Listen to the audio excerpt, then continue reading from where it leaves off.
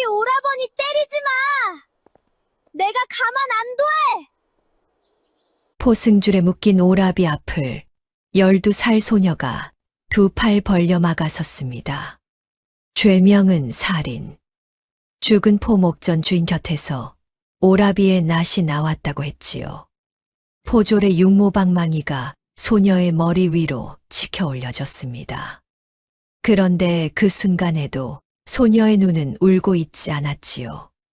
소녀에게는 그날 밤 저 혼자만 본 것이 하나 있었기 때문입니다. 아, 뜨거. 인공 모민 고구마인데. 댓글로 항입망 좋아하시면 한입 드릴게요. 옛날 옛적 충청도의 어느 큰 장터 고을에 오누이가 살았습니다. 오라비는 천복이라 했지요. 19살 난 나무꾼이었습니다. 동생은 단실.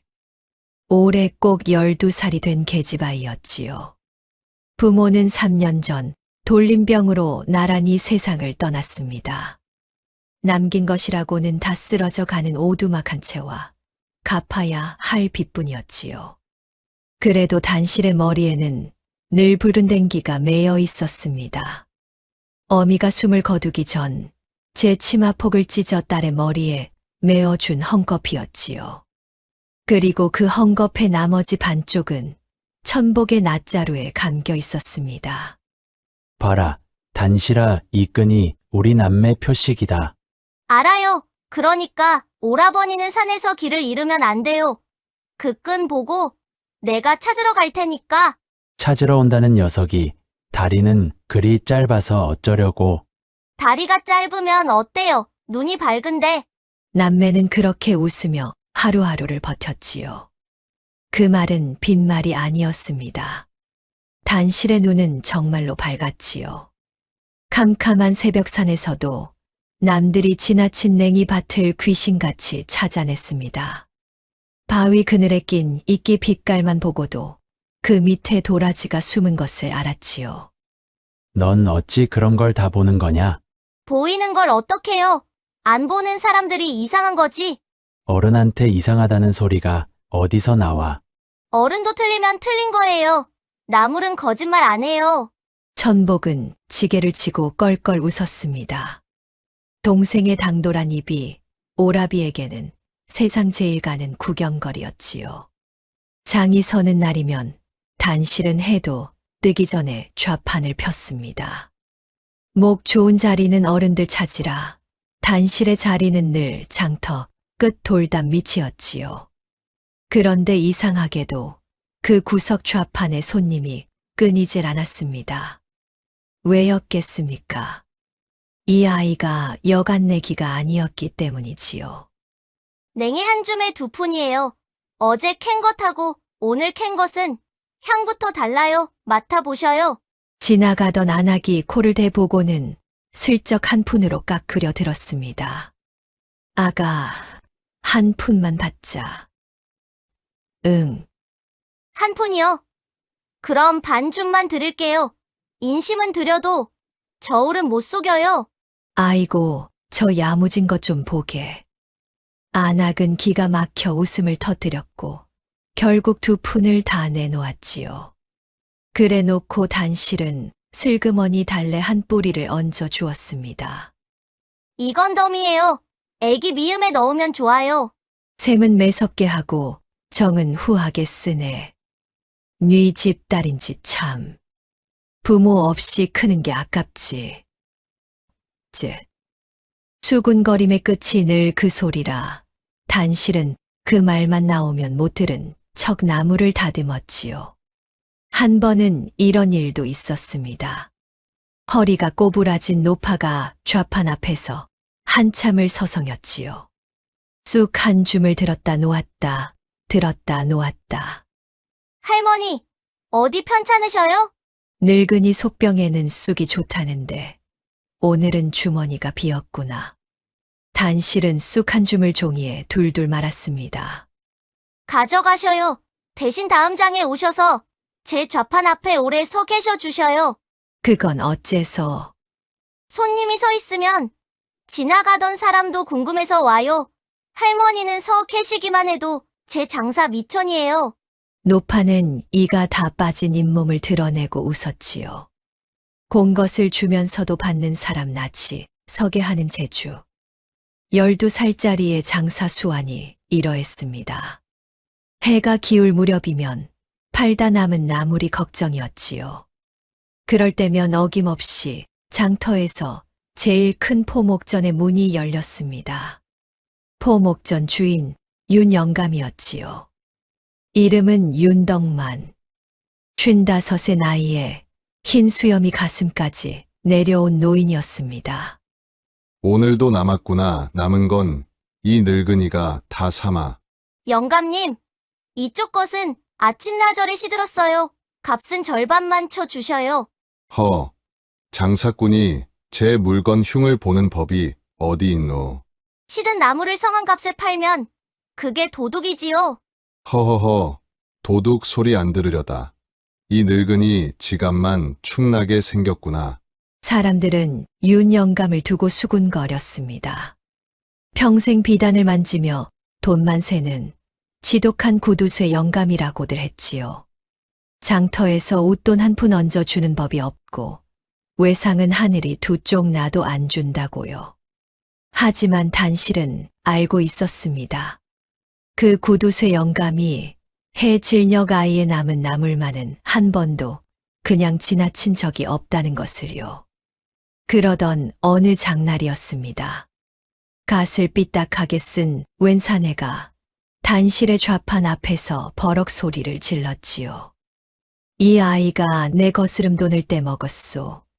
내가 엽전단 잎을 줬는데 두 잎 값만 받은 척한단 말이오. 장터가 삽시간에 조용해졌습니다. 사람들의 눈이 전부 단실에게 쏠렸지요. 단실은 울지 않았습니다. 대신 자리에서 일어나 또박또박 말했지요. 아저씨는 두 잎을 내셨어요. 왼쪽 소매에서 꺼냈고요. 그중 한 잎은 귀퉁이가 이빨 빠진 것처럼 깨져 있었어요. 뭐라. 어린 것이 눈 하나 깜짝 않고 거짓말을 해. 사내의 목소리가 장터가 쩌렁 울리게 커졌습니다.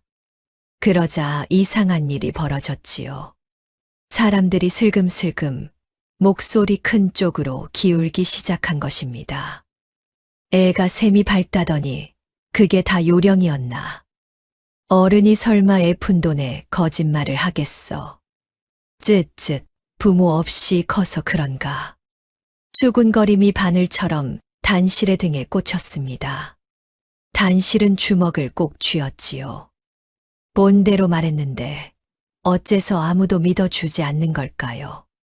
그때였습니다. 시끄럽구나. 낮지만 무게 있는 목소리에 장터가 다시 조용해졌지요. 윤 영감이 지팡이를 짚고 천천히 다가왔습니다. 아이야, 그 귀퉁이 깨진 엽전은 지금 어디 있느냐? 제 돈 괴짜게요. 방금 받았으니까 맨 위에 있어요. 윤 영감이 괴짝 뚜껑을 열었습니다. 맨 위에 귀퉁이가 깨진 엽전 한 잎이 얌전히 놓여 있었지요. 그 곁에는 성한 엽전이 딱 한 잎뿐이었습니다. 보아라, 아이 말대로 깨진 놈 하나에 성한 놈 하나 딱 두 잎이 여기 있구나. 자네가 정말 단 잎을 냈다면 새 잎이 더 있어야지. 정 억울하거든. 자네 전대를 열어. 단 잎이 빈 자리를 보여주면 될 일 아닌가. 사내의 얼굴이 순식간에 흙빛이 되었습니다. 전대를 열어보라는 말에 사내는 대꾸 한마디 못하고 인파 속으로 꽁무니를 뺐지요. 장터에 와르르 웃음이 터졌습니다. 저런 날도둑놈을 봤나. 아이 말이 옳았네 그려. 방금 전까지 사내 편을 들던 바로 그 입들이었지요. 하지만 단실은 웃지 않았습니다. 영감님 아까는 다들 저 아저씨 말을 믿었어요. 제가 아니라요. 그랬지. 저는 본대로 말했는데요. 저 아저씨는 목소리만 컸을 뿐인데 윤 영감은 한참 동안 단실을 내려다보았습니다. 그러고는 수염을 쓸며 이렇게 말했지요. 단시라 사람들은 소리 큰 쪽을 믿지만 하늘은 바로 본 쪽을 믿느니라. 하늘이요? 단실이 입을 삐죽였습니다. 하늘은 너무 높아요. 제 편을 들어주려면 한참 걸리겠는데요.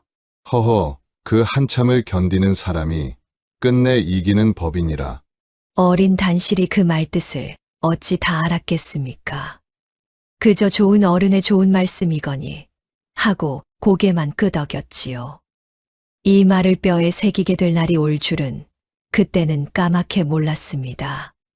한편 장터 반대편 끝 나무전 골목에서는 천복이 장작을 부리고 있었습니다. 천복의 나무따는 값을 부르기가 무섭게 팔렸지요. 장작 굵기가 고르고 물기 없이 바싹 말라 불이 잘 붙었기 때문입니다. 이복의 천복 총각. 자네 나 좀 보세. 단골 주막 주인이 낫자루의 붉은 끈을 가리켰지요. 아, 이거요? 우리 어머니가 남긴 천입니다. 동생 댕기하고 한 짝이지요. 정표를 낫에 감고 다니는 나무꾼은 조선 천지의 자네뿐일세. 산에서 낫을 잃어도 이 끈 보고 누가 찾아다 주지 않겠습니까? 하긴 붉은 끈 감긴 낫이 천복이 것인 줄 이 장터에서 모르는 사람이 없지. 천복은 그 말이 자랑스러워 씩 웃었습니다. 붉은 끈 감긴 낫은 천복이 것. 온 장터가 다 아는 사실이었지요. 훗날 이 사실이 남매의 목을 조르는 올가미가 될 줄 그때는 누가 알았겠습니까? 저녁 무렵 남매는 나란히 집으로 걸었습니다. 서쪽 하늘이 붉은 댕기 빛깔로 물들어 있었지요. 지게를 진 천복이 문득 입을 열었습니다. 참, 낮에 이상한 소리를 들었다. 뭔데요? 아버지 빈말이다. 쌀가게 김초신의 빚이 지난달로 끝났다더라. 우리가 갚은 적 없잖아요. 그러니 이상하지 소금전 빚도 재작년에 소리 소문 없이 사라졌고 단실이 고개를 갸웃했습니다. 빚이 발이 달렸나?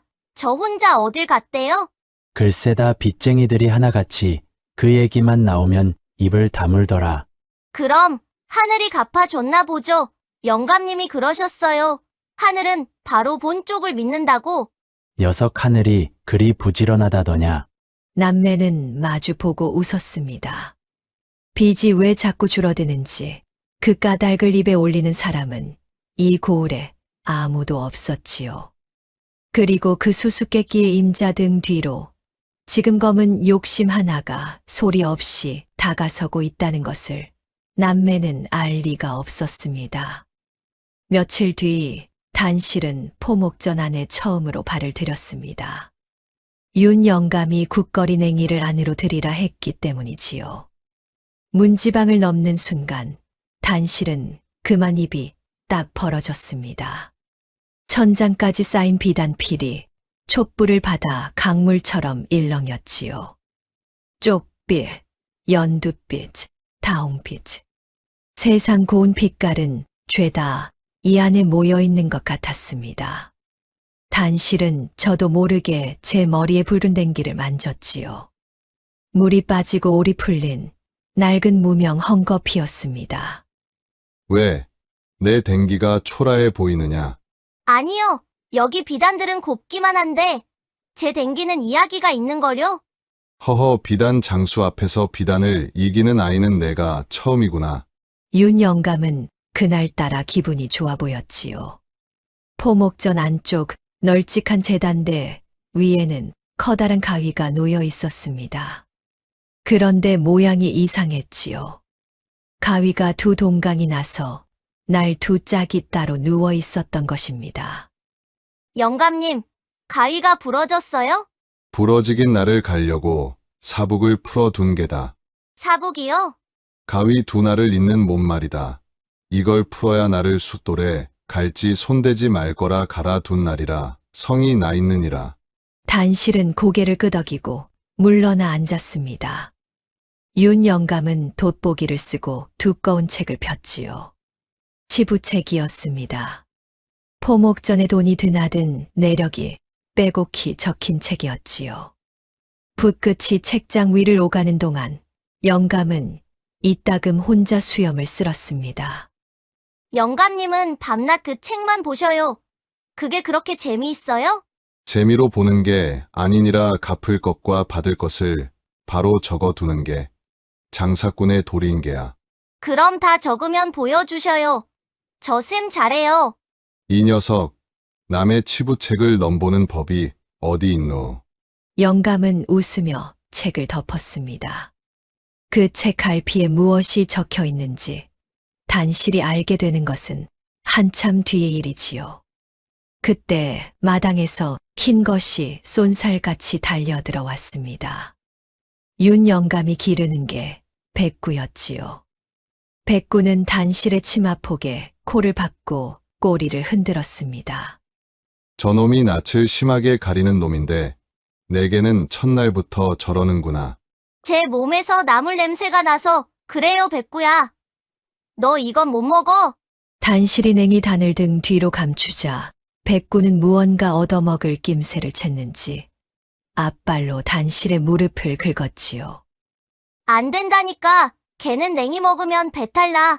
녀석, 개하고도 흥정을 하는구나. 그날부터 백구는 장날마다 단실의 좌판 곁을 지켰습니다. 단실이 나무를 다듬으면 그 곁에 배를 깔고 엎드렸고 낯선 사람이 값을 심하게 깎으면 낮게 으르렁거렸지요. 장터 사람들은 그 모습을 보고 웃었습니다. 저 개가 나물전 문지기가 다 됐네. 한 달에 한 번 보름 언저리가 되면 윤 영감은 어디론가 다녀왔습니다. 지팡이를 짚고 백구를 앞세우고 산 하나를 넘어갔지요. 산 너머에는 운주사라는 오래된 절이 있었습니다. 영감님, 절에는 뭐하러 그리 다니셔요? 불공 드리러요? 늙은이가 뒤실 단속하러 다니느니라. 뒤실이 뭔데요? 때가 되면 알게 될 게다. 조바심은 남을 캘 때나 부리거라. 윤 영감은 그 이상은 말하지 않았습니다. 무언가 석연찮았지만 단실은 더 캐묻지 않았지요. 그런데 그 무렵부터 장터에 이상한 소문이 돌기 시작했습니다. 그 얘기 들었나? 윤 영감이 죽은 나물장순의 빈 문서를 쥐고 있다며. 쥐고만 있나? 그 어린 남매한테 밤낮 독촉이 성화라던데. 어쩐지 남은 나무를 죄다 사가는 게 다 빚에 얹으려는 수작이었구먼. 구두쇠 영감이 오죽하겠어. 소문은 발이 없어도 천리를 갔지요. 단실의 귀에 그 소문이 들어온 것은 우물가에서였습니다. 단실은 물동이를 내려놓기가 무섭게 안악들 한가운데로 걸어 들어갔지요. 그 얘기 누구한테 들으셨어요? 나는 방앗간댁한테 들었지. 방앗간 아주머니는요? 나야 지나가던 장사꾼이 그러던데. 그 장사꾼 얼굴 보신 분 계셔요? 안악들이 서로 얼굴만 마주 보았습니다. 아무도 처음 말한 사람을 몰랐지요. 윤 영감님은 저희한테 빚 독촉하신 적이 한 번도 없어요. 얼굴도 모르는 사람 말을 어째서 다들 믿으셔요? 12살짜리가 조목조목 따지고 들자 안악들은 머쓱해져 흩어졌습니다. 하지만 소문이라는 것이 그렇지요. 한 입을 막으면 10입에서 새어 나왔습니다. 누군가 일부러 물기를 대듯 소문은 마르지 않고 자꾸만 불어났지요. 바로 그 무렵이었습니다. 번쩍이는 비단 마고자를 걸친 사내가 포목전의 문을 밀고 들어섰지요. 객주 복만춘이었습니다. 객주란 장사꾼들의 물건과 돈을 맡아 굴리는 중개상인을 이르는 말이지요. 봉객주는 이 고을 물산을 반남아 주무르는 천국 물산까지 다루는 장사치였습니다. 게다가 타고난 왼손잡이였지요. 주판을 놓는 것도, 붓을 쥐는 것도, 문을 여닫는 것도 죄다 왼손으로 했습니다. 기름진 얼굴에 가는 눈, 옥 단추를 단마고자.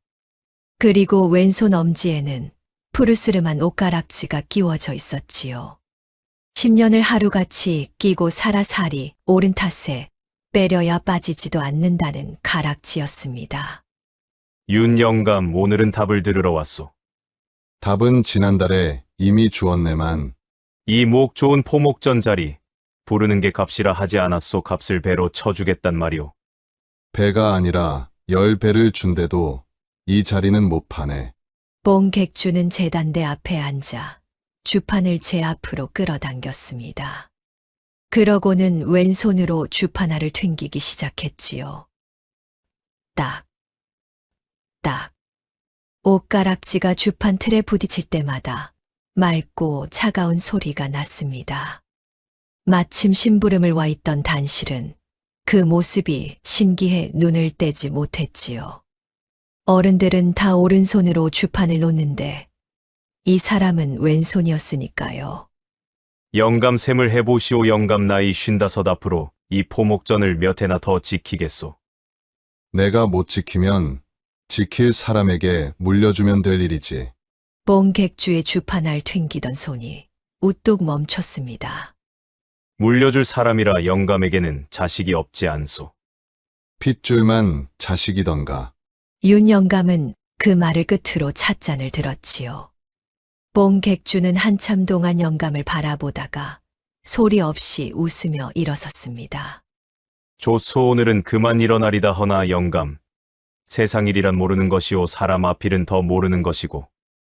문을 나서는 뽕객주와 문가에 앉은 단실의 눈이 마주쳤습니다. 뽕객주는 씩 웃으며 단실의 머리를 쓱 쓰다듬고 지나갔지요. 그 왼손이 스칠 때 옷가락지가 서늘하게 이마에 닿았습니다. 단실은 저도 모르게 몸을 움츠였지요. 뽕객주의 뒤에는 덩치 큰 사내가 그림자처럼 붙어 다녔습니다. 본간의 차인꾼 판돌이었지요. 차인꾼이란 객주 밑에서 심부름과 굳은 일을 도맡는 사람을 이르는 말입니다. 판돌은 처자식을 데리고 객주집 뒷마당 행랑채에 얹혀 살았지요. 판돌은 늘 죄지은 사람처럼 고개를 숙이고 다녔습니다. 그날도 객주집 뒷마당에서 뽕객주가 판돌을 불러 세웠지요. 판돌아, 내 노름빚이 얼마더라? 50냥입조 날이 조금만 더 말미를 주시면. 말미는 무슨 내가 그 빚 없던 것으로 해줄 수도 있느니라. 예. 그게 정말입니까요? 대신 심부름 하나만 하면 되느니 아주 쉬운 심부름이야. 뽕객주가 판돌의 귀에 대고 무어라 속삭였습니다. 판돌의 낯빛이 점점 하얗게 질려갔지요. 날이 그것만은. 싫으냐? 그럼 빚은 빚대로 받고 내 7살 난 아들놈은 관아에 넘겨야겠구나. 지난번 곳간에서 없어진 쌀 말이다. 내 놈 자식이 훔쳤다고 하면 누가 아니라 하겠느냐. 판돌은 그 자리에 무릎을 꿇었습니다. 무엇을 시키려는 것인지, 그날 밤 판돌이 무슨 대답을 했는지 아는 사람은 아무도 없었지요. 그로부터 며칠 뒤 객주집 안방에서는 은밀한 이야기가 오갔습니다. 판돌이 문밖을 살피고는 목소리를 바싹 낮추었지요. 날이 알아오라신 건 말입니다요. 포목전 심부름꾼 아이를 술로 구슬려 봤었죠. 그래서 윤 영감이 문서를 꾸몄답니다. 포목전이며 전답이며 죄다 물려준다는 문서랍죠. 누구에게? 그 나물 파는 남매랍니다요. 뽕객주에 가는 눈이 실처럼 좁아졌습니다. 문서는 어디 있다더냐?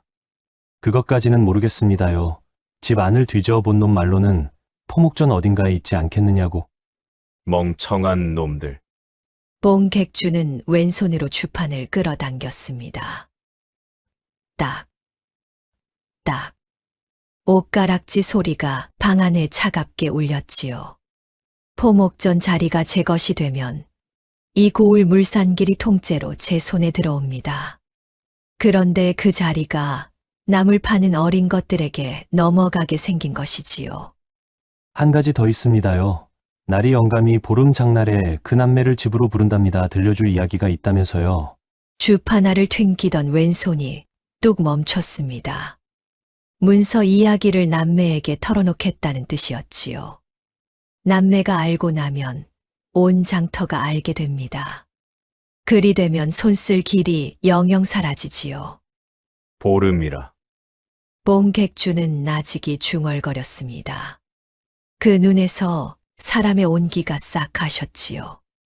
며칠 뒤 좌판을 걷는 단실에게 윤 영감이 다가왔습니다. 단실아, 보름 뒤가 장이지. 예, 그날은 냉이가 제일 맛있을 때예요. 그날 내 오라비와 함께 우리 집에 오너라. 이 늙은이가 들려줄 이야기가 있느니라. 무슨 이야기인데요? 지금 해주시면 안 돼요? 보름 뒤다 국 끓일 냉이나 실하게 캐 오거라. 윤 영감은 여느 때처럼 허허 웃었습니다. 하지만 그 이야기는 끝내 남매의 귀에 닿지 못했지요. 보름이 되기 전에 그 밤이 먼저 찾아왔기 때문입니다. 보름을 사흘 앞둔 밤이었습니다. 낮에 포목전 심부름꾼이 좌판에 들러 말을 전하고 갔지요. 영감님이 곧불이 드셨는데 냉이국이 자시고 싶다 하신다고요. 단실은 저녁상을 물리자마자 제일 실한 냉이를 골라 종이에 쌌습니다. 이 밤에 어딜 가려고 내일 아침에 갖다 드리면 될 것을. 곧불엔 뜨끈한 국물이 약이에요. 내일 아침이면 늦어요. 금방 다녀올게요. 그럼 큰 길로만 다녀라, 알았지? 알았어요. 오라버니는 잔소리가 반찬이야. 단실은 냉이 꾸러미를 품에 안고 집을 나섰습니다. 칠흑같이 어두운 밤이었지요. 달도 구름 뒤에 숨은 밤이었습니다. 포목전 앞에 다다랐을 때 앞문은 이미 닫혀 있었습니다. 단실은 뒷골목으로 돌아갔지요. 뒷문 쪽 방에는 늘 늦게까지 불이 켜져 있었으니까요.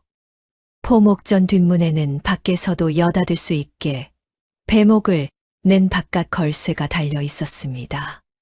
그런데 골목이 이상하리만치 고요했지요. 밤 손님 기척이면 먼저 아른 채 하던 백구조차 그 밤은 코빼기도 비치지 않았습니다. 아니나 다를까 문틈으로 등불빛이 가늘게 새어 나오고 있었습니다. 단실이 막 부르려던 바로 그때였지요. 문틈의 불빛이 훅 꺼졌습니다. 단실은 어둠 속에 멈춰 섰지요. 주무시려나 보다 하고 돌아서려는데 뒷문이 소리 없이 열렸습니다. 어둠보다 조금 더 짙은 그림자 하나가 문지방을 넘어섰지요. 그림자는 뒷문의 나무 걸쇠에 손을 뻗었습니다. 왼손이었지요. 그 왼손이 걸쇠를 거는 순간 딱 하고 맑고 차가운 소리가 났습니다. 단단한 무언가가 나무 걸쇠에 부딪는 소리였지요. 그림자는 담을 따라 미끄러지듯 사라졌습니다. 얼굴은 보이지 않았지요. 각 그림자에 가려 코끝 하나 보이지 않았습니다. 단실의 가슴이 까닭 없이 두방망이질을 쳤지요. 영감님 손님이 다녀가시나?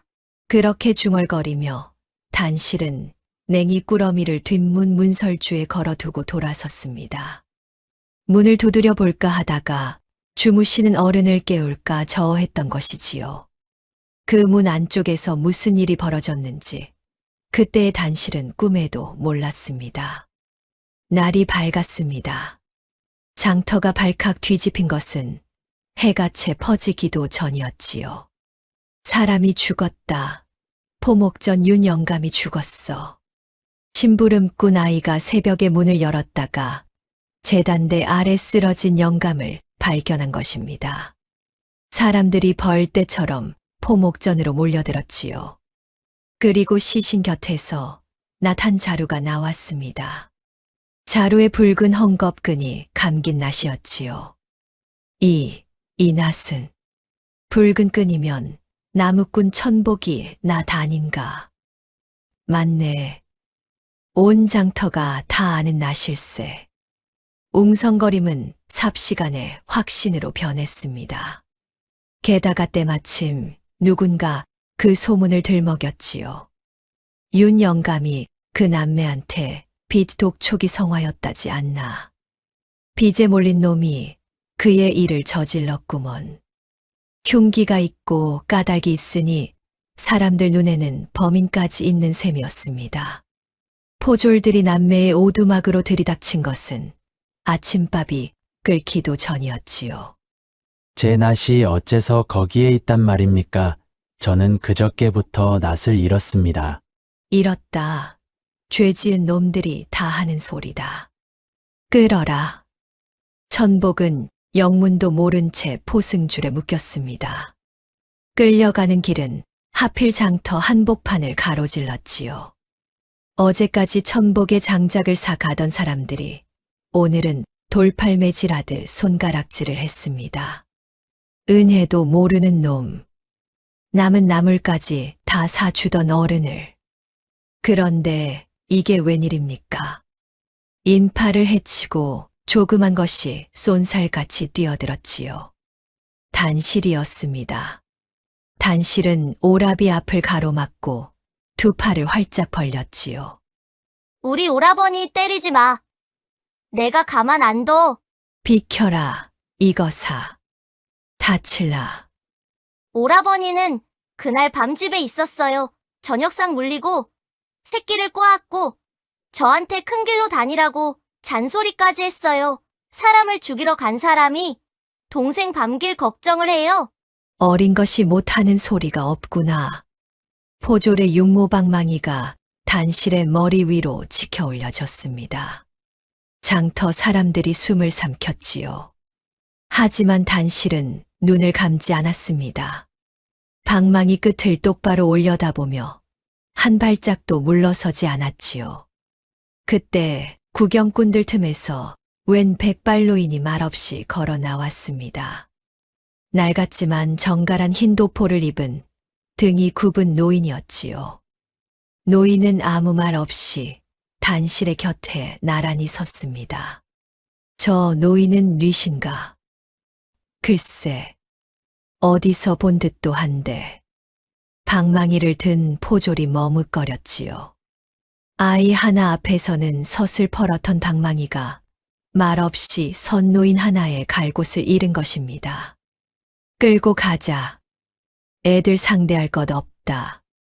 포졸들은 천복을 끌고 관아로 향했습니다. 단실도 그 뒤를 쫓아 달렸지요.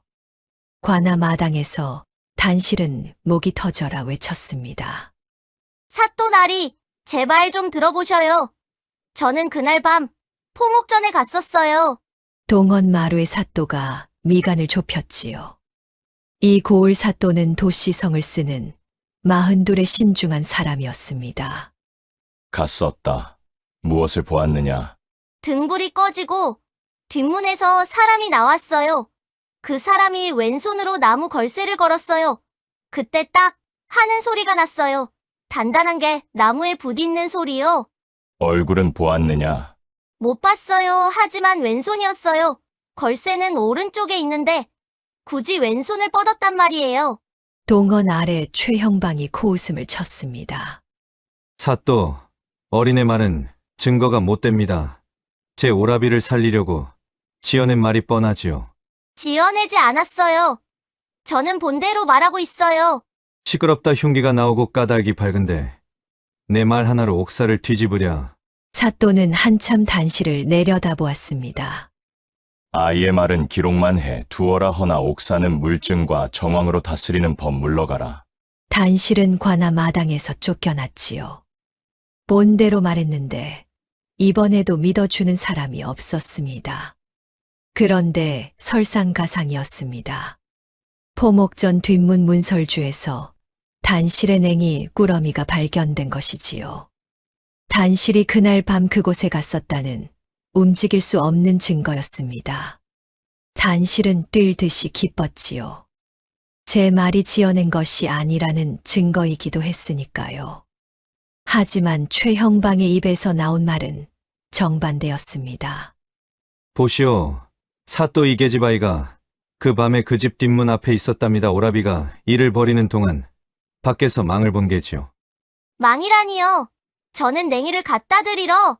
한밤중에 냉이라 핑계도 걷구나. 단실은 기가 막혀 말문이 막혔지요. 같은 물건이 보는 눈에 따라 이렇게 다르게 읽힐 수 있는 것입니까? 진실을 말할수록 올가미는 오히려 남매를 향해 조여들었습니다. 한편 윤영감의 초상은 봉객주가 도맡았지요. 평생 거래한 정리가 있는데 상주 없는 초상을 그냥 두겠소. 관이며 수이며 죄다 내 셈으로 하시오. 사람들은 입을 모아 봉객주를 칭송했습니다. 역시 봉객주야. 통이 커. 구두쇠 영감이 죽어 저런 대접을 받는구먼. 빈소를 지키는 봉객주의 눈가는 젖어 있었지요. 그 왼손이 향을 사르는 동안 사람들 사이에서는 또 그 소문이 자랐습니다. 그나저나 그 남매 은혜를 원수로 갚았어. 천벌을 받을 게야. 소문에 물을 대는 손이 누구인지 아직은 아무도 몰랐지요. 옥에 갇힌 천복을 면회한 것은 이튿날이었지요. 창살 너머의 오라비는 하룻밤새 얼굴이 반쪽이 되어 있었습니다. 오라버니, 조금만 참아요. 내가 다. 단실아, 천복이 창살을 붙들고 물었습니다. 너 밥은 먹었느냐? 지금 밥이 문제예요? 밥이 제일 큰 문제다. 나는 옥바라지 없이도 견딘다만 너는 밖에 혼자가 아니냐. 끼니 거르지 마라, 알았지? 단실은 코끝이 시큰해서 대답 대신 고개만 끄덕였지요. 제 목에 칼이 들어오게 생겼는데 동생 끼니 걱정이 먼저인 사람. 이런 사람이 살인을 했다고 온 고을이 믿고 있었습니다. 이웃들은 하나같이 단실을 말렸지요. 단실아, 관아에 자꾸 대들다가는 너까지 경을 친다. 어른들 일이다. 아이가 나설 일이 아니야. 차라리 먼 친척이라도 찾아가거라. 이 고을에 더 있어봐야 옳은 말들이었는지도 모릅니다. 그날 밤 단실은 빈 오두막에 혼자 앉아 있었지요. 바람에 문풍지가 우는 소리도 오늘따라 무서웠습니다. 단실의 마음이 어땠겠습니까? 울음이 목 끝까지 차올랐지요. 그때 방구석에 무언가가 단실의 눈에 들어왔습니다. 오라비가 꼬다만 새끼 줄. 그리고 벽에 걸린 빈 낫거리였지요. 단실은 재부른댕기를 풀어 손바닥 위에 올려놓았습니다. 소리로는 못 이겨요, 어머니. 낡은 헝겊을 꼭 쥐며 단실은 중얼거렸지요. 영감님 말씀이 맞다면 나는 기다리지만은 않을 거예요. 하늘이 굼뜨면 내가 하늘 못까지 하면 되지. 눈물은 뚝 그쳤습니다. 단실의 머릿속에 그날 앞송길의 백발노인이 떠올랐지요. 장터 사람들 말이 그 노인은 젊어서 관아 형방을 지낸이라 했습니다. 검실하면 귀신도 못 속인다던 은퇴한 늙은 형방. 이튿날 새벽 단실은 산 밑 초막을 향해 걷고 있었습니다. 산 밑 초막의 살인문은 반쯤 열려 있었습니다. 마당에는 약초가 널려 있고 마루에는 낡은 책들이 탑처럼 쌓여 있었지요. 계셔요? 어르신, 계셔요? 니시오. 방문이 열리고 그 백발노인이 얼굴을 내밀었습니다. 앞손길에 말없이 곁에 서주었던 바로 그 노인이었지요. 그날 왜 제 옆에 서주셨어요? 인사도 없이 대뜸 물었습니다. 단실다운 첫마디였지요. 노인은 잠시 단실을 바라보다가 마루를 가리켰습니다. 앉으시게. 저 같은 어린 것한테도 손님 대접을 하셔요? 진실을 물으러 온 사람은 나이가 몇이든 손님이오. 노인의 이름은 서인보. 젊어서 30년을 관아 형방으로 살고 늙어 물러난 사람이었습니다. 그날 자네 옆에 선 것은 자네가 옳아서가 아니오. 자네 눈이 거짓말하는 눈이 아니었기 때문이지. 이 늙은 형방이 평생 본 것이 사람 눈이오. 그럼 도와주셔요. 제 오라비는 죽이지 않았어요. 그건 자네 생각이고 나는 자네 오라비를 모르오. 단실의 얼굴이 굳었습니다. 하지만 노인의 말은 끝나지 않았지요. 허나 옥사가 미심쩍은 것은 사실이오. 그러니 편들 것 없이 살펴보면 될 일 진실이 자네의 오라비 편이면 살 것이고 아니면 죽을 것이오. 그래도 하겠소? 해요. 본대로만 밝혀주시면 돼요. 좋소. 그럼 묻겠소. 그 밤에 본 것을 처음부터 다시 말해보시게. 하나도 빼지 말고. 단실은 그 밤의 일을 처음부터 되짚었습니다. 등불이 꺼진 것, 소리 없이 열린 뒷문, 나무 걸쇠로 뻗던 왼손, 그리고 딱 하던 그 맑고 차가운 소리까지. 나무 걸쇠에 부딪은 소리라. 나무가 나무에 부딪으면 둔탁한 법인데. 둔탁하지 않았어요. 맑고 차가웠어요. 돌 같기도 하고 사기 그릇 같기도 하고. 나무에 부딪어 그리 맑은 소리를 내는 것은 옥이나 사기부치뿐이요. 12살 기가 늙은이 눈보다 낫구먼. 서인보는 그 말을 종이에 적어 두었습니다. 소리는 거짓말을 못하오. 언젠가 이 소리가 임자를 찾아낼 것이오.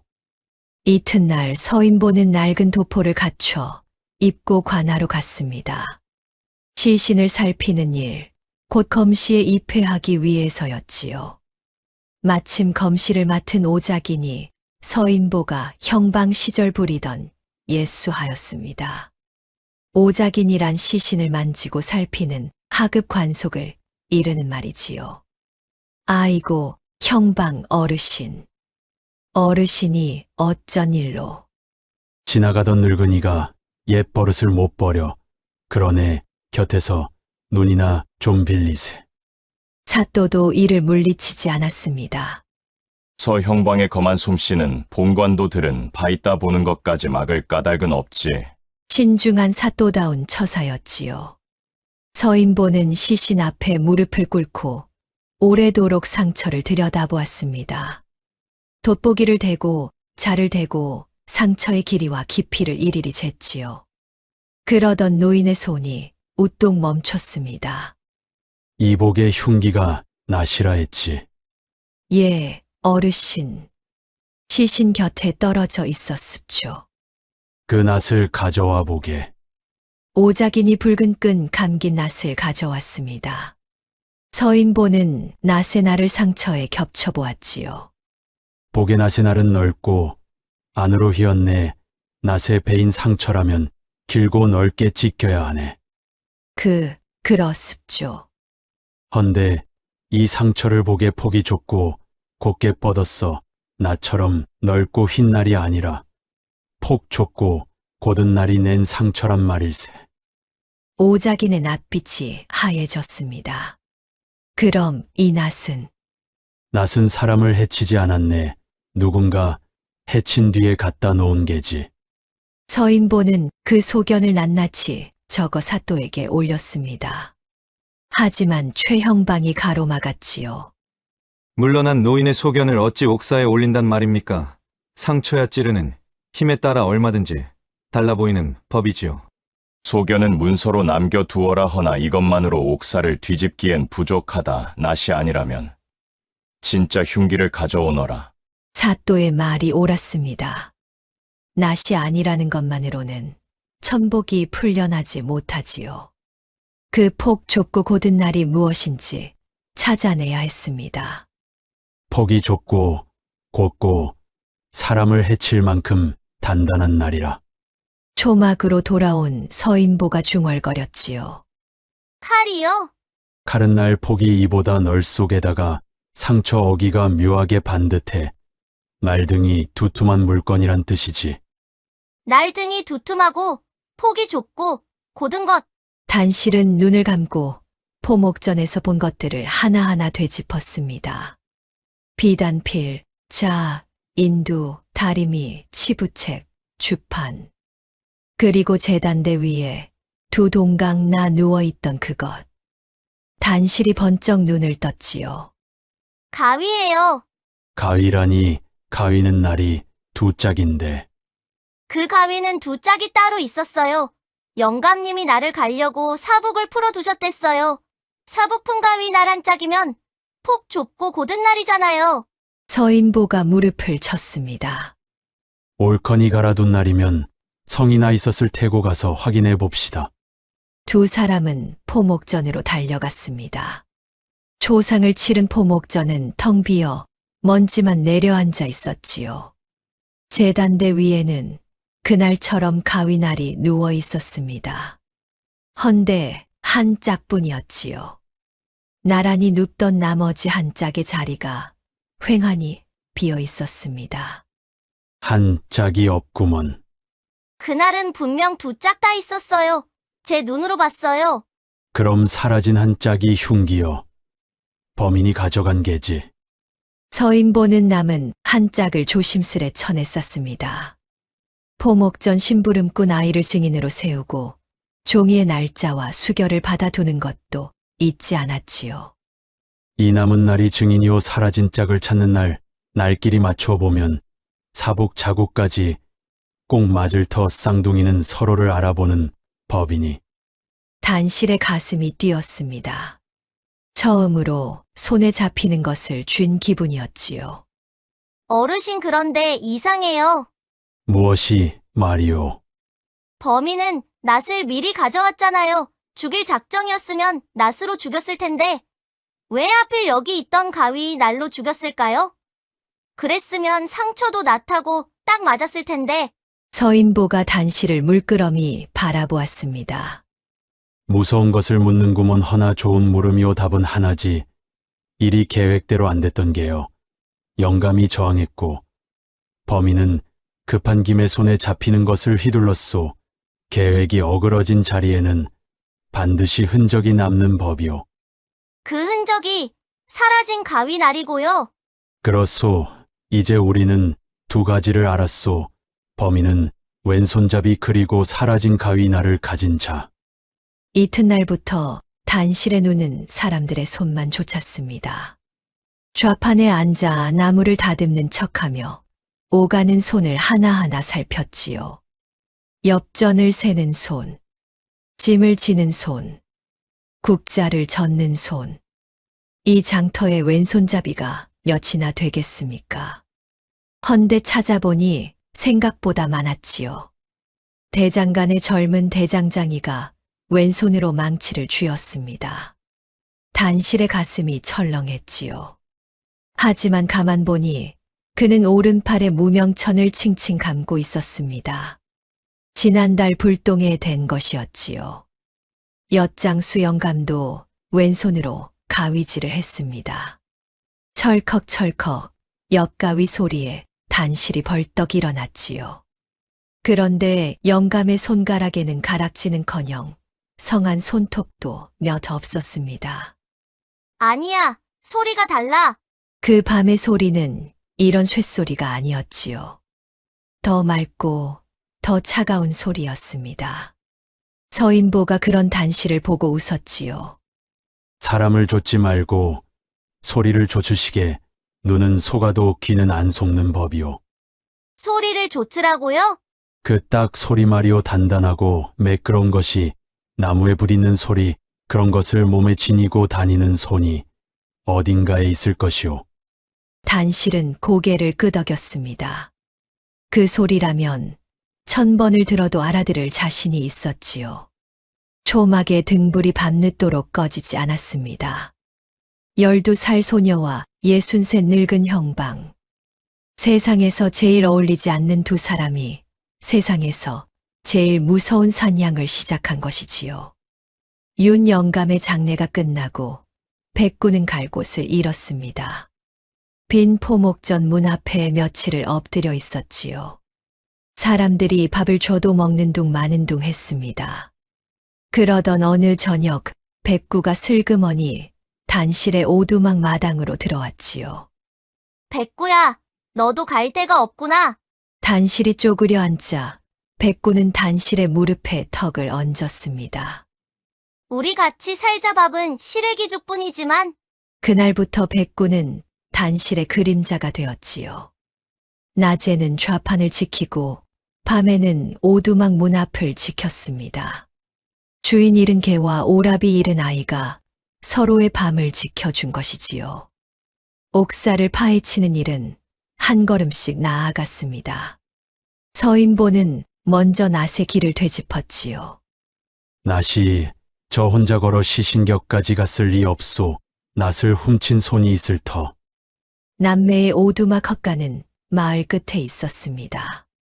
천복이가 낫을 잃은 것이 변고 이틀 전이라 했지. 그 무렵 이 근처에서 낯선 것을 본 사람을 찾아봅시다. 단실이 이웃을 하나하나 찾아다녔지요. 그런데 이게 웬일입니까? 건너집 노파가 무릎을 치는 것이었습니다. 그러고 보니 그 밤에 개들이 요란하게 짖었지. 내다보니 웬 덩치 큰 사내가 너희 헛간 쪽에서 나오더구나. 얼굴 보셨어요? 어두워서 얼굴은 못 봤다. 헌데 덩치가 산만하고 걸음이 굼떴어. 지게꾼처럼 어깨가 구부정하고 단실과 서인보는 눈을 마주쳤습니다. 덩치가 크고 어깨가 굽은 사내. 얼굴 없는 그림자가 벌써 두리오 헛간의 덩치, 그리고 뒷문의 왼손 한 놈일 수도, 두 놈일 수도 있지. 두 놈이면 시킨 놈과 심부름한 놈이겠네요. 자네는 커서 뭐가 되려고 그러시오. 서인보는 혀를 내둘렀지요. 다음은 소문의 뿔이었습니다. 윤 영감이 남매에게 빚 독촉을 했다는 그 소문. 서인보는 소문을 거슬러 올라갔지요. 방앗간댁은 우물집에서 들었다 하고 우물집은 주막에서 들었다 했습니다. 주막 주인은 머리를 긁적였지요. 장돌뱅이 하나가 술을 사면서 그럽디다. 윤 영감이 남매 빚 문서를 쥐고 있다고. 술을 어찌나 후하게 사는지 그날 주막이 다 취했지요. 그 장돌뱅이 어느 길로 다니는 자요? 모르지요. 처음 보는 낯이었으니 처음 보는 자가 남의 고을 남매 빚 사정을 어찌 그리 소상히 안단 말인가. 소문의 셈은 끝내 찾지 못했습니다. 하지만 한 가지는 분명해졌지요. 누군가 돈을 들여 일부러 소문을 심었다는 것. 소문으로 까닭을 만들고 낫으로 흉기를 만들었소. 이건 원한이 아니요. 처음부터 끝까지 셈이 밝은 놈의 솜씨요. 샘이 밝은 놈이요. 단실의 머릿속에 문득 딱딱 울리던 주판 소리가 스쳤습니다. 하지만 그 생각은 이내 흩어졌지요. 이 장터의 샘 밝은 장사꾼이 어디 한둘입니까? 옥의 면회도 거르지 않았습니다. 단실아 얼굴이 반쪽이 됐구나. 오라버니, 조금만 기다려요. 낫이 흉기가 아니라는 것까지는 밝혔어요. 그래 헌데 단실아 위험한 짓은 말아라. 나는 괜찮다. 설마 죄 없는 사람을 죽이기야 하겠느냐. 단실은 차마 대답하지 못했지요. 죄 없는 사람이 벌써 하나 죽었다는 말이 목구멍까지 차올랐기 때문입니다. 사라진 가위날의 행방도 쫓았습니다. 피 묻은 날부치를 품고 다닐 간 큰 놈은 없소. 어딘가에 버렸을 것이오.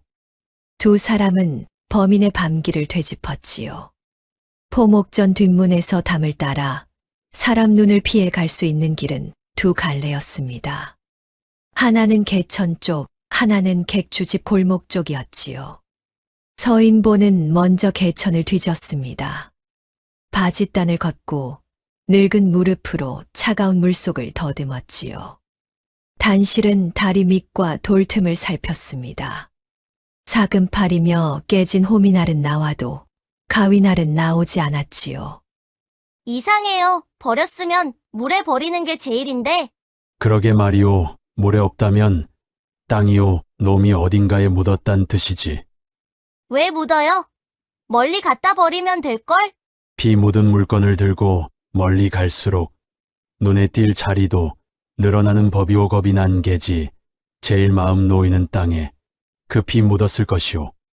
제일 마음 놓이는 땅이 어딘데요? 그걸 알면 벌써 파냈지. 서인보는 씁쓸하게 웃었습니다. 이 너른 고을의 땅을 무슨 수로 다 파보겠습니까?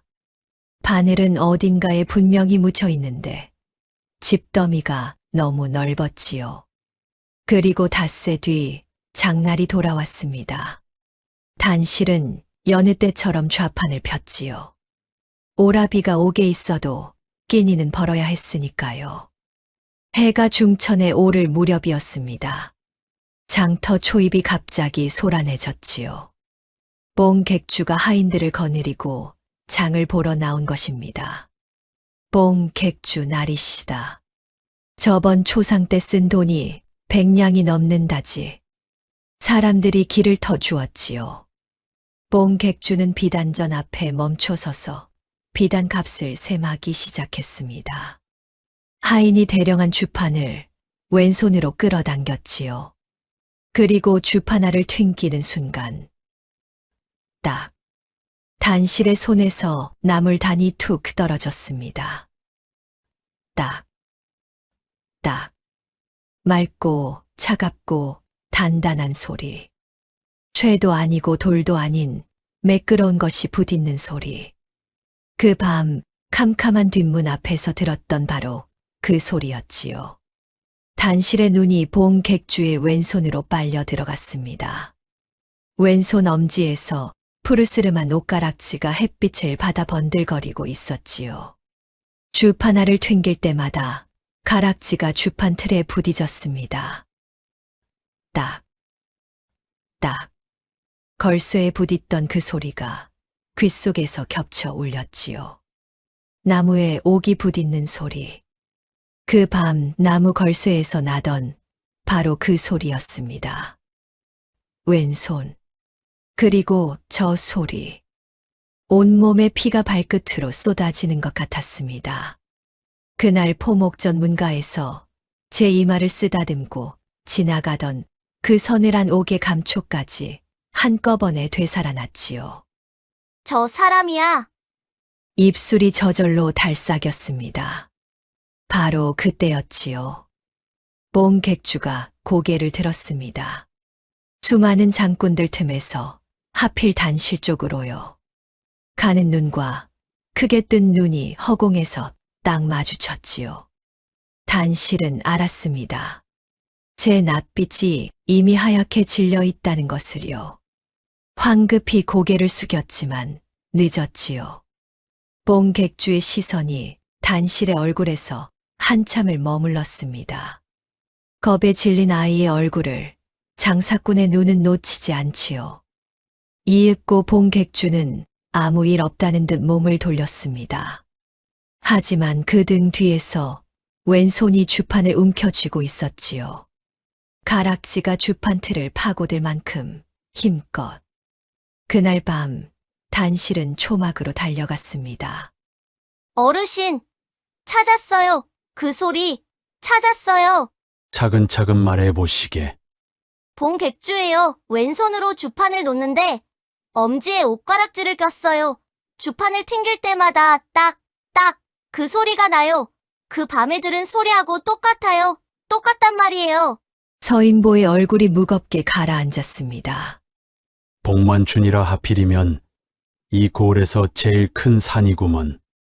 산이면 어때요? 왼손에 옷가락지에 소리까지 맞잖아요. 자네 귀는 믿소허나 세상은 자네의 귀를 안 믿지 관아 마당에서 쫓겨나던 그 꼴을 또 당하고 싶소. 단실은 입술을 깨물었습니다. 게다가 한 가지 더 나쁜 소식이 있소. 뭔데요? 자네 낯빛을 그자가 봤다면서 장사꾼은 셈이 빠른 자여 자네가 무언가 안다는 셈도 벌써 끝냈을 것이오. 칠흑같이 어두운 밤이었습니다. 초막의 문풍지가 바람도 없는데 파르르 떨렸지요. 사냥이 시작된 것은 분명했습니다. 다만 이제 누가 사냥꾼이고 누가 사냥감인지 알 수 없게 되었지요. 서인보는 마지막 수를 두어 보기로 했습니다. 짐승은 제 발자국을 밟으러 돌아오는 법이요. 놈을 움직여 봅시다. 두 사람은 주막에 미끼를 풀었지요. 서인보가 술을 몇 순배 사며 취한 척 큰 소리를 낸 것입니다. 거만해서 진짜 흉기의 꼬리가 잡혔소. 사흘 안에 그 물건이 어디 묻혔는지까지 밝혀질 것이요. 소문은 그날 밤으로 온 장터에 퍼졌습니다. 만약 범인이 겁을 먹는다면 묻어둔 나를 파내러 움직일 터. 두 사람은 밤마다 객주집 골목이 내려다 보이는 언덕에 숨어 지켰지요. 하룻밤, 이틀밤, 사흘밤. 객주집 담장은 미동도 하지 않았습니다. 움직인 것은 오히려 다른 쪽이었지요. 나흘째 되던 날, 단실은 제 좌판 건너편에서 하루 종일 서성이는 덩치 큰 그림자를 보았습니다. 판돌이었지요. 어르신 미끼를 물기는커녕 놈들이 우리 뒤를 밟고 있어요. 놈이 미끼인 줄 알았단 말인가. 그럴 수밖에요. 관아의 최형방이 이미 봉객주의 사람이 되어 있었던 것입니다. 검한 소견이 사또 앞에서 막혔다는 것도, 그것이 허풍이라는 것도 봉객주는 술상 위의 안주처럼 훤히 알고 있었지요. 낚시꾼이 들이운 낚싯대를 물고기가 물밑에서 구경하고 있던 셈이었습니다.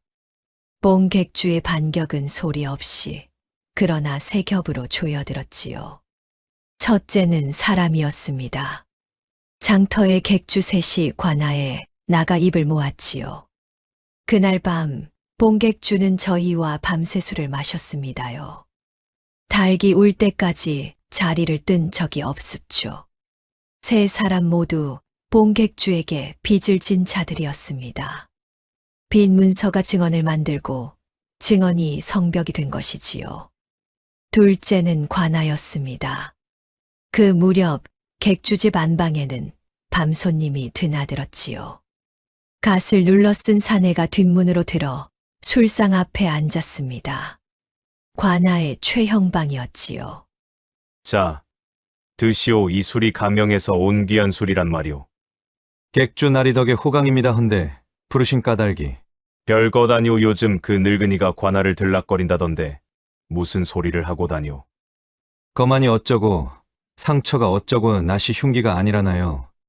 물러난 늙은이가 옥사를 흔들어서야 쓰겠소. 옥사가 늘어지면 최형방 자네 공만 늦어지는 것 아니오. 봉객주가 술상 밑으로 묵직한 주머니 하나를 밀어 넣었습니다. 엽전 부딪는 소리가 방바닥을 타고 은근하게 울렸지요. 결안이 빨리 올라가면 가명의 자네 이름도 빨리 올라갈 것이고. 나리도 참 소인이 뭘 했다고. 말은 사양이어도 주머니를 미는 소는 없었습니다. 이튿날부터 최형방이 사또를 재촉하기 시작했지요. 사또, 흉기와 까닭이 갖춰진 옥사입니다. 미적거리면 가명에서 문책이 내려옵니다. 거만 소견에 미심쩍은 대가 있다 하지 않았느냐.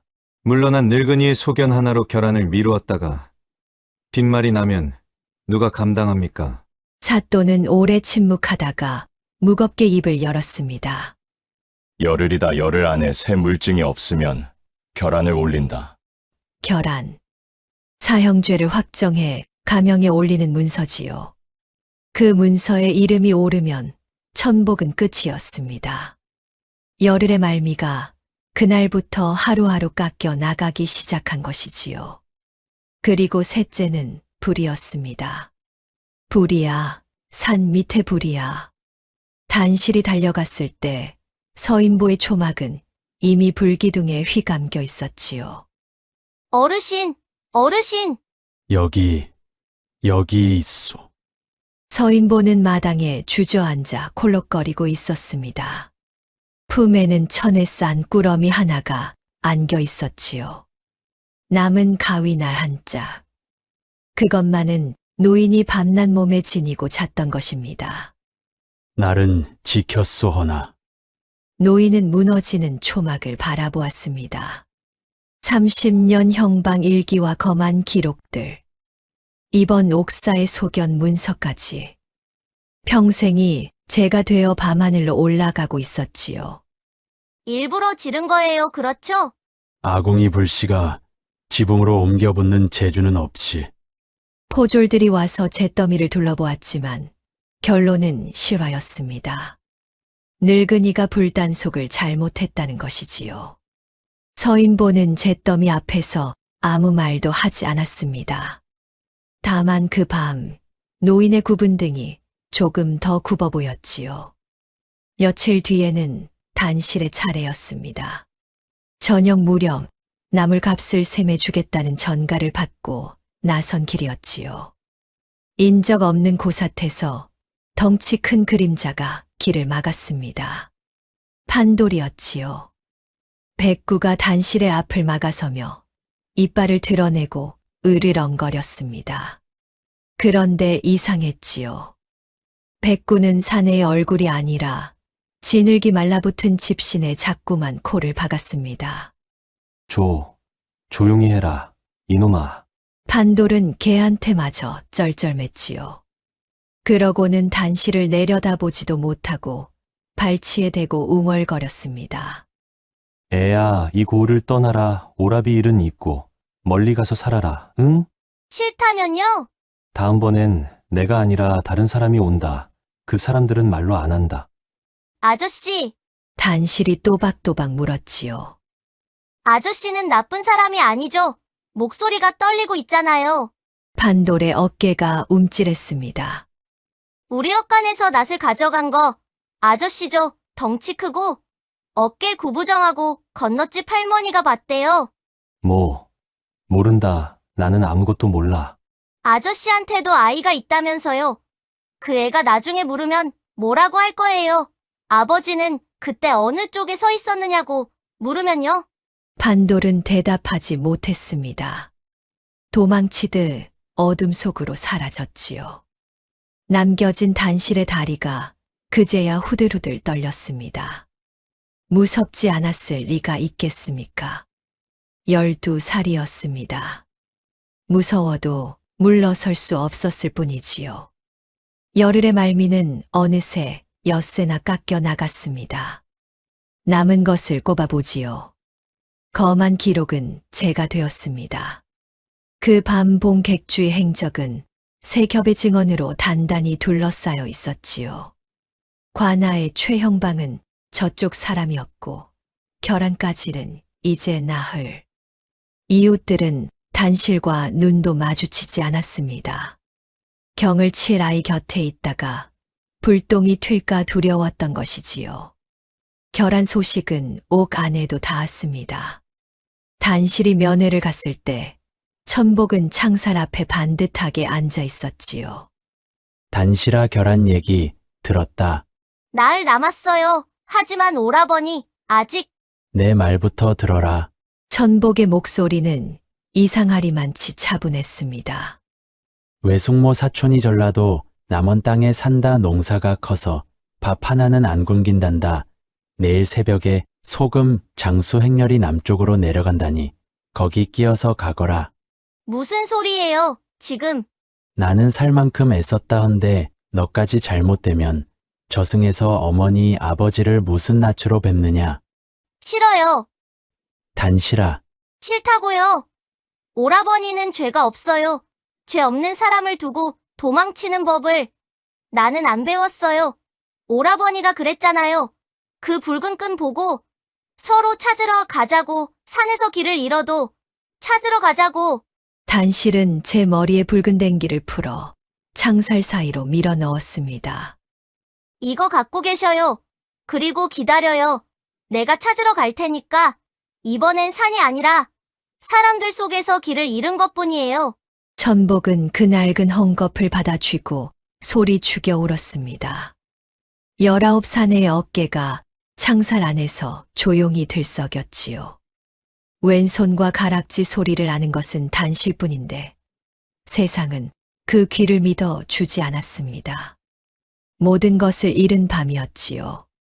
단실은 캄캄한 오두막에 혼자 앉아 있었습니다. 아니, 혼자는 아니었지요. 백구가 곁에 엎드려 있었으니까요. 단실은 백구의 등에 얼굴을 묻었습니다. 백구야, 나 이제 어떡하니? 울음이 터졌습니다. 포졸의 방망이 앞에서도 고사체의 위협 앞에서도 안 나오던 울음이었지요. 본대로 다 말했는데 찾을 수 있는 건 다 찾았는데 왜 아무도 안 믿어줘? 왜 맨날 목소리 큰 쪽만 이겨? 그때였습니다. 어둠 속에서 윤영감의 목소리가 들려오는 것 같았지요. 사람들은 소리 큰 쪽을 믿지만 하늘은 바로 본 쪽을 믿느니라. 그 한참을 견디는 사람이 끝내 이기는 법이니라. 단실은 젖은 얼굴을 들었습니다. 바로 본 쪽. 그 말을 가만히 곱씹었지요. 그렇습니다. 단실은 보았습니다. 그런데 본 것이 어디 저 하나뿐이겠습니까? 그 밤, 그 집에는 눈이 하나 더 있었지요. 단실의 시선이 천천히 곁에 엎드린 백구에게 내려앉았습니다. 백구야, 너는 그날 밤 어디 있었니? 백구가 고개를 들었지요. 그러고 보니 이상했습니다. 요 며칠 백구는 밤만 되면 문 앞을 서성이며 낑낑거렸지요. 코를 킁킁대며 바람 냄새를 자꾸만 맡았습니다. 무엇을 찾는지는 저도 모르는 눈치였지요. 코끝에 걸릴 듯 말 듯한 그 무엇을요. 단실은 눈물을 소매로 훔쳤습니다. 그래, 하늘이 굼뜨면 내가 하늘 못까지 한댔지? 견딜 만큼 견뎠으니 이제 남은 한참은 길지 않을 터였습니다. 결안을 사흘 앞둔 밤이었습니다. 이틀 내리 퍼부은 비가 담밑 흙을 씻어 내리고 있었지요. 묻혀있던 것의 냄새가 마침내 땅 위로 올라오고 있었습니다. 백구가 갑자기 벌떡 일어나더니 문을 긁으며 낑낑거렸지요. 백구야, 왜 그래? 문을 열자마자 백구는 어둠 속으로 쏜살같이 내달렸습니다. 백구야, 같이 가. 단실은 정신없이 그 뒤를 쫓았지요. 백구가 멈춘 곳은 객주집 뒷담 밑이었습니다. 백구는 코를 땅에 박고 킁킁대더니 미친 듯이 흙을 파기 시작했지요. 안 돼. 백구야, 여기서 이러면. 말리려던 단실의 손이 허공에서 굳었습니다. 파헤쳐진 흙은 유난히 검붉은 진흙이었지요. 단실은 그 빛깔이 낯익었습니다. 그 밤 고삿에서 판돌의 집신에 말라붙어 있던 바로 그 진흙이었지요. 그리고 그 흙 속에서 종이 귀퉁이가 삐죽 나와 있었습니다. 불에 그을려 반쯤 타담한 두꺼운 책의 조각이었지요. 단실은 숨을 죽이고 그것을 들여다보았지요. 낯익은 글씨가 보였습니다. 밤낮 돋보기 너머로 보던 윤영감의 글씨였지요. 치부책이야. 백구가 계속 땅을 팠습니다. 주인 냄새가 밴 종이를 걔는 잊지 않았던 것이지요. 그리고 그 밑에서 흙 묻은 천 뭉치가 나왔습니다. 단실은 떨리는 손으로 천을 헤쳤지요. 검붉게 얼룩진 폭 좁고 고든 날 하나가 달빛에 드러났습니다. 찾았다. 단실은 그 자리에서 움직이지 않았습니다. 서인보가 잃은 것이 있었기 때문이지요. 증거는 손대는 순간 반은 죽는다고요. 단실은 백구만 남겨두고 산 밑까지 단숨에 내달렸습니다. 어르신, 백구가 찾았어요. 객주집 담 밑이에요. 서인보는 버선발로 뛰쳐나왔지요. 노인은 등불을 밝히고 이웃 두 사람을 증인으로 세운 뒤에야 땅을 마저 팠습니다. 타담한 치부책 조각, 그리고 피 묻은 가위날 한 짝. 객주집 담 밑이라 허. 이건 또 어찌 된 셈인가? 그런데 이상해요. 본 객주라면 왜 하필 제 집 담 밑에 묻어요? 저라면 무서워서라도 멀리 버렸을 텐데. 좋은 물음이요 제 손으로 제 담 밑에 묻었다면 간이 배 밖에 난 것이고 남의 손이 묻었다면 말이 되지 흉기를 치우라 시킨 손과 묻은 손이 따로 있었단 뜻이오. 치우라던 손은 왼손이겠고 묻은 손은 단실의 눈앞에 진흙 말라붙은 집신이 스쳤습니다. 지부책도 함께 나온 것을 보시게 여기엔 영감이 돈을 어디에 썼는지가 낱낱이 적혔을 터 놈이 심은 소문과 어긋나는 물건이니 흉기와 함께 없애라 내주었겠지. 서인보는 두 물건을 천에 싸고 증인 두 사람의 수결을 받았습니다. 날이 제 짝이 맞는지는 여기서 가리지 않소 관아 마당 만인이 보는 앞에서 맞춰야 값이 서는 법이니. 그런데 그 광경을 담 모퉁이에서 지켜보는 눈이 있었습니다. 판돌이었지요. 판돌은 그 길로 객주집 안방문을 두드렸습니다. 날이 큰이 났습니다요. 담 밑에 그것이 파헤쳐졌습니다요. 뽕객주는 한동안 말이 없었습니다. 주판을 끌어당기지도 않았지요. 이윽고 뽕객주가 입을 열었는데 그 말이 참으로 무서웠습니다. 판도라 그 물건 멀리 갖다 버리라 하지 않았더냐. 죽을 죄를 지었습니다요. 무서워서 발이 떨어지질 않아. 그만. 그래서 하필 내 담 밑에 묻어. 이 미련한 것. 뽕객주에 가는 눈이 실처럼 좁아졌습니다. 그러더니 문득 낮게 웃었지요. 아니지 잘 되었다 생각해보니 죄다 아기가 맞는구나. 낫을 훔친 것도 너, 흉기를 묻은 것도 너, 덩치 큰 놈이 헛간 근처에서 목격까지 됐다지. 내 놈이 범인이라 해도 누가 아니라 하겠느냐. 판돌의 등줄기에 소름이 쫙 끼쳤습니다. 죄를 통째로 뒤집어 씌우려는 것이지요. 걱정 마라. 내가 입만 다물면 내 처자식은 내가 평생 거두마 사내가 자식을 위해 그만한 일은 해야지. 판돌은 그 밤을 뜬 눈으로 세웠습니다. 입을 다물면 제가 살인범이 되고 처자식은 본가의 볼모로 남습니다. 입을 열면 어찌 되겠습니까? 새벽 딸기 울 무렵 판돌은 7살 아들의 잠든 얼굴을 오래 들여다보았지요. 아버지는 그때 어느 쪽에 서 있었느냐? 언젠가 이 아이가 물을 것입니다. 판돌은 아들을 들쳐업고 날이 밝기 전에 관아 문 앞에 가서 엎드렸지요. 날이 밝자 관아 마당에 온 고을이 모여들었습니다. 서인보가 밤새 사또에게 직소를 올렸고 신중한 사또가 마침내 움직인 것이지요. 결안에 앞서 본관이 직접 가려야 할 것이 생겼다. 복만추는 앞으로 나서라. 뽕객주는 태연하게 걸어 나왔습니다. 사또 날이 이 본가가 무슨 일로 불려 나왔는지 영문을 모르겠소이다. 서형방 시작하라. 서인보가 마당 한가운데 탁자에 천에 싼 물건들을 하나씩 올렸습니다.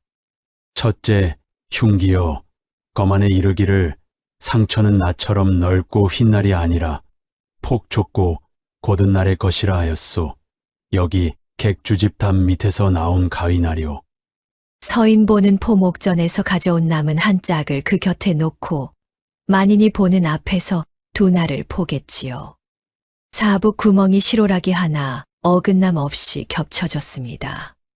쌍둥이가 서로를 알아보는구려 보시오. 사북 자국까지 꼭 맞소. 이날은 포목전 재단 가위에 잃어버린 반쪽이오. 그것이 어째서 봉객준의 담 밑에 피를 묻힌 채 묻혀 있었겠소. 마당이 술렁였습니다. 우스운 소리 마시오. 누가 내 담 밑에 묻어놓고 나를 얽는지. 어찌아오 그날 밤 나는 밤새 술자리에 있었소. 증인이 셋이란 말이오. 그 증인 셋을 들라 하라. 객주 셋이 엉거주춤 나왔습니다. 그때 마당 구석에서 판돌이 아들을 안은 채 무릎걸음으로 나왔지요. 사또 날이 쇳내가 다 아뢰겠습니다요. 판돌이 내 이놈 감히. 쇳내가 남매네 헛간에서 낫을 훔쳤습니다요. 봉객주 나리가 시켰습죠. 노름빚을 없애준다고. 안 하면 제 자식을 도둑으로 몰겠다고 했습니다요. 판돌은 이 말을 땅에 짓지으며 쏟아냈습니다. 영감님이 고불로 몸져 누워 그 밤 일찍 문을 건다고 날이께 아랜 것도 쇳내입니다요. 잠 오는 약을 발라 백구 먹으라고 담 너머로 고기를 던진 것도 쇳내고요 죽이지는 말라 하셨습죠. 걔가 죽어 나자빠지면 되레 사람들이 수상히 여긴다고요. 그 밤이 지나고 나리가 피 묻은 날부치와 타담한 치부책을 주시며 멀리 버리라 하셨습니다요. 헌데 무서워서 발이 안 떨어져 쇳내가 사는 행랑 뒤 담 밑에 파묻었습니다요. 단실이 저도 모르게 중얼거렸습니다. 그러고 보니 그 며칠 백구가 밥도 안 먹고 축 늘어져 있었어요. 저놈이 실성을 했구나. 비톡촉 소문을 뿌린 장돌뱅이도 나리가 돈을 주어 사서 보낸 자입니다요. 그리고 저 수자리 증인들도 죄다 나리한테 빈 문서가 잡혀 있는 사람들입니다요. 객주 셋의 낯빛이 흙빛이 되었습니다. 사또가 그들을 쏘아보자 하나가 털썩 무릎을 꿇었지요. 죽을 죄를 지었습니다. 실은 그날 밤 봉객주는 자정 무렵 자리를 떴다가 한참 뒤에 돌아왔습니다. 성벽처럼 단단하던 그 밤의 행적이 안에서부터 무너져 내렸습니다. 이런 배은망덕한 것들이 빚쟁이 주제에 감히 누구를. 봉객주가 악을 쓰다가 아차하고 입을 다물었지요. 빚으로 사람을 부렸다는 것을 제 입으로 실토한 셈이었으니까요. 아직 남았다. 아이는 나오라. 단실이 마당 가운데로 걸어 나왔습니다. 내가 그 밤에 들었다는 소리를 본관 앞에서 가려낼 수 있겠느냐? 예, 1000번을 들어도 가려낼 수 있어요. 포목전 뒷문의 걸쇠를 문짝째 떼어오라. 포졸들이 문짝을 마당 한가운데 세웠습니다. 그 밤의 소리를 낸 바로 그 나무였지요. 사또는 단실을 돌려 세워 눈을 가리게 했습니다. 장정셋의 왼손에도 각각 가락지를 끼우라. 노가락지 하나, 사기가락지 하나, 옷가락지 하나. 장정셋과 복만추는 차례로 나와 왼손으로 걸쇠를 걸라. 손에 낀 것은 빼지도 끼지도 말라. 덜컥 툭. 첫 번째는 둔한 쇳소리였습니다. 단실은 고개를 저었지요. 덜컥 짤그랑. 두 번째는 새든 사기 소리. 아니었습니다. 덜컥 딱. 세 번째는 옥소리였지요. 마당이 술렁였지만 단실은 천천히 고개를 저었습니다. 비슷해요 하지만 아니에요. 너무 새소리예요. 그리고 네 번째. 걸쇠가 걸리며 덜컥 소리 위에 딱 하는 맑고 차가운 소리가 얹혔습니다. 단단하고 매끄러운 것이 나무에 부딪는 소리. 저 소리예요. 그 밤의 소리예요. 단실이 눈가리개를 벗었습니다. 걸쇠에 왼손을 얹은 채 굳어있는 것은 봉객주였지요. 그 왼손 엄지에서 옷가락지가 파랗게 번들거리고 있었습니다. 허튼 수작 마시오. 방금 옷가락지 낀 손도 있지 않았소. 옥이면 다 나는 소리란 말이오. 아니에요. 옥은 옥끼리도 소리가 달라요. 단실이 또박또박 말했습니다. 방금 그 옥은 새 옥이라 소리가 얕아요. 저건 10년을 사람 살에 붙어 산 옥이에요. 소리의 때가 안 잤어요. 그 밤의 소리는 저 소리예요. 마당이 찬물을 끼얹은 듯 조용해졌지요. 들었느냐? 그 밤의 손은 오른쪽에 달린 걸쇠에 굳이 왼손을 뻗은 자요. 10년 묵은 옥소리를 지닌 자다 복만춘. 너는 온 장터가 아는 타고난 왼손잡이여. 그 가락지는 살이 올라 빼려야 빠지지도 않는다지 어디. 지금 이 자리에서 빼어보겠느냐? 봉객주가 시뻘개진 낯으로 가락지를 잡아당겼습니다. 가락지는 손가락에 박힌 듯 꿈쩍도 하지 않았지요. 이 고을의 왼손과 그 가락지를 겸한 자가 복만춘 말고 또 있겠습니까? 사람들은 제 말을 안 믿었지만 저는 바로 받고 바로 들었어요. 마당이 얼어붙었지요. 최형방이 다급하게 나섰습니다. 사또 어린애 말은 증거가 증거가 못 된다 하였느냐? 사또의 목소리가 처음으로 높아졌습니다. 흉기가 저자의 하수인 손으로 묻혔고 날이 맞고 그 밤의 행적이 무너졌다. 그 위에 아이의 귀가 저자의 왼손을 짚었느니라. 어린애 말이 아니라 물증이 말하고 있는 것이다. 그리고 최형방, 내 놈이 받아 챙긴 술과 돈도 판돌의 입에서 이미 나왔느니라. 최형방은 그 자리에 주저앉았습니다. 사또, 억울하오. 설령 다 그렇다 쳐도 내가 무슨 까닭으로 그 영감을 해친단 말이오. 나는 그 영감과 평생 거래한 사이란 말이오. 뽕객주의 마지막 발악이었지요. 까닭. 그렇습니다. 동기가 없으면 옥사는 완성되지 않지요. 바로 그때였습니다. 나무 아미타불. 관아 문 앞에서 잿빛 승복의 노승이 걸어 들어왔지요. 운주사의 주지였습니다. 소승 윤시주의 부탁을 받들어 왔습니다. 윤시주 생전에 이르시길 당신 신상에 변고가 나거든 이 문서를 관아에 내라 하셨지요. 사또가 밀봉된 문서를 뜯었습니다. 마당이 숨을 죽였지요. 읽겠다 하나. 나 윤덕만은 포목전과 전답 일체를 나물 파는 남매 천복과 단실에게 물려준다. 두 아이는 지난 3년 이 늙은이가 몰래 지켜본 바 심지가 곱고 눈이 밝으니 매 물건이 뜻을 맡기는 것이다. 단실의 눈이 커다래졌습니다. 둘, 남매의 죽은 아비가 남긴 빚은 내가 이미 3년에 걸쳐 남몰래 다 갚았다. 아이들이 빚에 눌려 크는 것이 차마 보기 어려웠음이라 갚은 내역은 내 치부책에 낱낱이 적어두었다. 서인보가 타담한 치부책 조각을 펼쳤습니다. 그을린 종이 위에 또렷한 글씨가 남아 있었지요. 김초신의 빚 12냥 대신 갚음. 소금전 빚 8냥 대신 갚음. 아이들에게는 알리지 말 것. 영감님, 단실의 다리가 풀렸습니다. 빚이 저절로 사라진다던 그 수수께끼의 답이 여기 있었지요. 빚 독촉꾼이라 욕을 먹으면서도 영감은 끝내 아무 말도 하지 않았던 것입니다. 단실은 마당에 주저앉아 울음을 터뜨렸습니다. 빚 독촉이 아니었어. 다들 그렇게 욕했는데 우리한테 다 주려고 했는데. 구경하던 안악들도 치마폭에 얼굴을 묻었지요. 소문을 퍼나르던 바로 그 입들이 이제는 흐느끼고 있었습니다.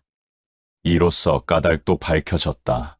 복만춘, 내 놈은 문서가 포목전 안에 있는 줄 알고 그 밤집 안을 뒤져쓰렸다 영감이 산 넘어 절간에 맡겨 둔 줄은 꿈에도 모르고 문서가 남매에게 알려지기 전에 영감을 없애고 남매마저 살인의 죄로 엮을 셈이었겠지. 죄인은 재물을 물려받지 못하는 법이니 임자 일은 포목전은 헐값에 내 것이 될 터였다. 헌데 보아라, 내가 찾아 없애려던 문서가 살아 돌아와 내 죄의 까닭을 스스로 증명하는구나. 그리고 하나 더 일러주마. 내가 영감의 곧불을 틈타 그 밤을 골랐다만 바로 그 곧불이 아이를 뒷문 앞으로 불러냈느니라. 하늘이 눈 하나를 그 자리에 세워둔 것을 얘가 어찌 셈에 넣었겠느냐. 아울러 이 아이가 그 밤 뒷문 앞에 있었던 것은 망을 본 것이 아니라 병든 영감의 심부름을 간 것임이 밝혀졌다. 아이에게 씌웠던 억측도 이 자리에서 지운다. 뽕객주는 그 자리에 무너져 내렸습니다. 찾아 헤매던 문서는 처음부터 포목전에 없었지요. 산 너머 절간에서 주인의 원수를 기다리고 있었던 것입니다. 문서가 거기 있을 줄이야. 그것이 복만춘의 마지막 말이었습니다. 판결은 지엄했습니다. 복만춘은 모든 재산을 몰수당하고 살인의 죄로 감형에 넘겨졌지요. 뇌물을 먹은 최형방은 그 자리에서 파직되어 옥에 갇혔습니다. 거짓 증언한 객주 셋은 곤장을 맞고 장터에서 사죄했지요. 판돌은 죄를 지었으나 스스로 나와 진실을 밝힌 정상이 참작되어 가벼운 벌로 그쳤습니다. 그리고 천복은 들으라. 옥사가 그릇되어 내가 억울한 옥살이를 하였다. 본관이 관을 대신해 사과하마. 천복이 옥에서 풀려나오던 순간 단실은 오라비의 품으로 날아들었지요. 단실아, 내가 정말 찾으러 간다고 했잖아요. 천복은 품에서 낡은 붉은 헝겊을 꺼내 동생의 머리에 다시 메어 주었습니다. 장터가 떠나가라 사람들이 손뼉을 쳤지요. 서형방 그대의 눈이 아니었으면 관이 사람을 잡을 뻔했다. 원한다면 관아의 거만을 맡아주겠는가? 늙은 눈이 아직 쓸모가 있다니 사양치 않겠소이다. 헌데 사또 이번 옥사의 공은 이 늙은이가 아니오. 서인보는 단실의 어깨에 손을 얹었지요. 기록은 태워도 상처는 못 지우는 법이오. 그리고 세상이 안 믿어줘도 바로 본 것을 끝까지 놓지 않은 눈이 여기 있소. 어린애 말은 증거가 못 된다 하였지만 보시오, 그 아이의 말이 옳았소. 세월이 흘렀습니다. 장터 제일 목 좋은 자리 포목전 처마 밑에새 현판이 걸렸지요. 장사는 오라비 천복이 배우고 셈은 단실이 맡았습니다. 장터 끝 돌담 밑에서 손가락질 받던 나물 파는 아이는 이제 없었지요. 대신 포목전 마루에는 해질녘마다 남은 나무를 몽땅 사들이는 어린 주인이 앉아 있었습니다. 할머니, 시든 건 빼고 셈할게요. 시든 나물값 받으면 도둑이에요. 어디서 많이 듣던 말이지요. 마루 밑에는 백구가 배를 깔고 엎드려 그 흥정을 문지기처럼 지켜보았습니다. 기일이 돌아오면 남매는 포목전에 제사상을 차렸지요. 상 위에는 비단 대신 제일 실한 냉이 한 접시가 올랐습니다. 영감님 하늘이 굼뜨다고 투정했던 거 사과드릴게요. 단실은 저를 올리며 속삭였지요. 늦긴 해도 오기는 오더라고요. 서쪽 하늘이 그날처럼 붉은 댕기 빛깔로 물들었습니다. 오늘의 이야기는 여기까지예요. 안녕. 맞다. 구독, 좋아요, 댓글 말해야 하는데.